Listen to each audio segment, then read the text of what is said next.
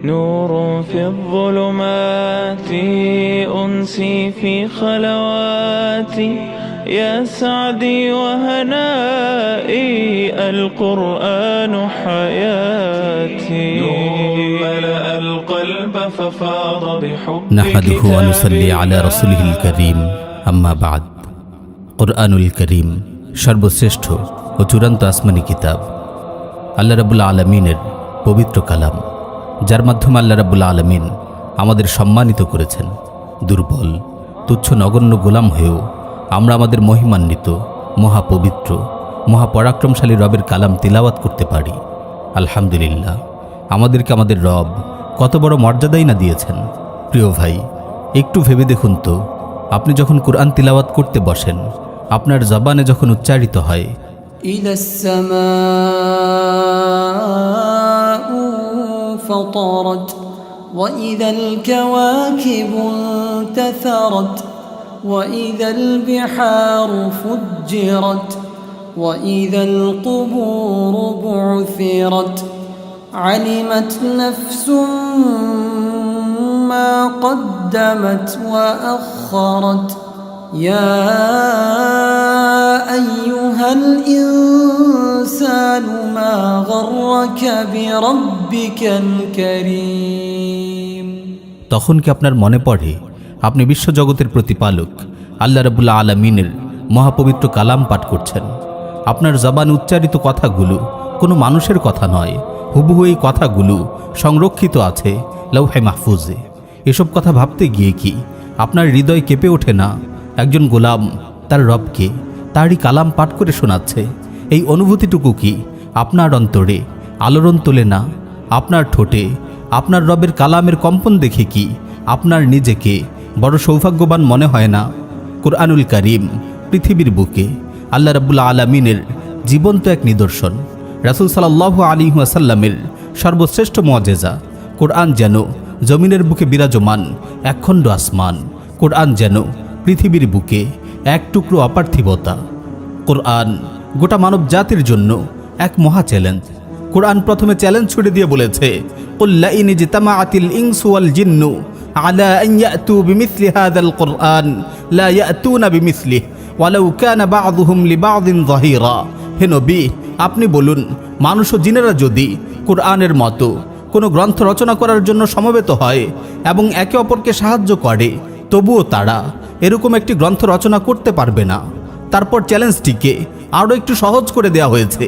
কোরআনের মতো কোনো গ্রন্থ নয়, কেবল 10টি সূরা রচনা করে এনে দেখাও। আম ইয়াকুলুনা ইফতারাহ কুল ফাতু বিআশরি সুওয়ারিম মিসলিহি মুফতারায়াতিন ওয়াদউ মান ইসতাতা'তুম মিন দুনিল্লাহ ইন কুনতুম সাদিকিন। নাকি তারা বলে যে কুরআন সে নিজে বানিয়েছে? আপনি বলুন, যদি তোমরা সত্যবাদী হয়ে থাকো তবে কুরআনের মতো 10টি সূরা রচনা করে নিয়ে এসো এবং সাহায্যের জন্য আল্লাহ ছাড়া যাকে পাও ডেকে নাও। তারপর চ্যালেঞ্জটিকে আরও সহজ করে দেওয়া হয়েছে। 10টি নয়, কেবল একটি সূরা রচনা করে দেখাও। ওয়া ইন কুনতুম ফি রাইবিম মিম্মা নাযালনা আলা আবদিনা ফাতু বিসূরাতিন মিন মিসলিহি ওয়াদউ শুহাদাআকুম মিন দুনিল্লাহ ইন কুনতুম সাদিকিন। আর আমি আমার বান্দার উপর যা নাজিল করেছি সে সম্বন্ধে যদি তোমাদের কোনো সন্দেহ থাকে, তাহলে নিজেরা তার আদলে একটি সূরা রচনা করে দেখাও এবং আল্লাহ ব্যতীত তোমাদের সাহায্যকারীদের ডাকো, যদি তোমরা সত্যবাদী হয়ে থাকো। সূরা কাউসারের মতো মাত্র 3 আয়াতের একটি সূরা রচনা করেও কুরআনের এই চ্যালেঞ্জ কেউ গ্রহণ করতে পারে। মাত্র 3টি বাক্য, হ্যাঁ ছোট ছোট মাত্র 3টি বাক্য। কেউ আছে কোরআনের এই চ্যালেঞ্জ মোকাবেলা করবে? কোরআন নাজিলের আজ দীর্ঘ 1400 বছর হয়ে গেল, কেউ এই চ্যালেঞ্জ গ্রহণ করতে পারেনি। কিয়ামত পর্যন্ত এই চ্যালেঞ্জ রইল। কোরআন এক মহাবিস্ময়কর গ্রন্থ। কোরআনের মতো আর কিছুই নেই। এটি মহাকাব্য নয়, গীতিকবিতার মতো নয়, গদ্য সাহিত্য নয়, এটি বিজ্ঞান কিংবা দর্শনও নয়, এটি ইতিহাস গ্রন্থও নয়, আত্মজৈবনিক রচনাও নয়।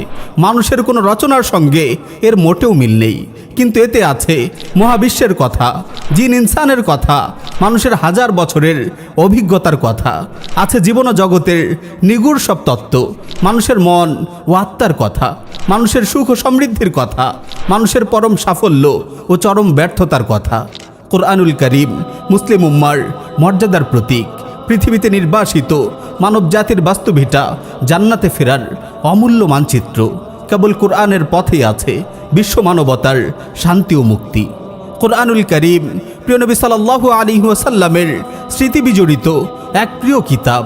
প্রিয় ভাই, আপনি যখন কোরআন হাতে নেন, তিলাওয়াত করেন, আপনার কি প্রিয় নবীর কথা মনে পড়ে না? আপনি কি কখনো ভেবেছেন এই কিতাবটি আপনার জন্য রেখে যাওয়া আপনার প্রিয় নবীর শ্রেষ্ঠ উপহার? প্রিয়জনের এই প্রিয় উপহার, প্রিয়তমের রেখে যাওয়া এই মোবারক স্মৃতি বুকে চেপে ধরে আপনার চোখ কি কখনো অশ্রুসিক্ত হয়নি? এই কিতাবের মাঝে কি আপনি খুঁজে পাননি আপনার প্রতি প্রিয় নবীর ভালোবাসা? আয়াতগুলো উচ্চারণ করার সময় আপনার কল্পনার চোখে কি ভেসে ওঠেনি হাজার বছর আগে জিবরিল আমিন এই আয়াতগুলো রাসূলুল্লাহকে শোনাচ্ছেন, আর রাসূলুল্লাহ ঠোঁট নেড়ে সেগুলো হেফজ করার চেষ্টা করছেন। তারপর এই আয়াতগুলো কাতেবে ওহীদের দিয়ে লিখিয়ে নিচ্ছেন। হাজার বছর পরে এসে কোনো এক নির্জন রাতে আপনার মুখে হুবহু সেই শব্দগুলো উচ্চারিত হচ্ছে, যেগুলো একদিন প্রিয় নবীর মুখে উচ্চারিত হয়েছিল। সুবহানাল্লাহ, কি মধুর এক অনুভূতি! এই মোবারক অনুভূতিগুলো ছড়িয়ে পড়ুক সকল মুমিনের হৃদয়ে হৃদয়ে।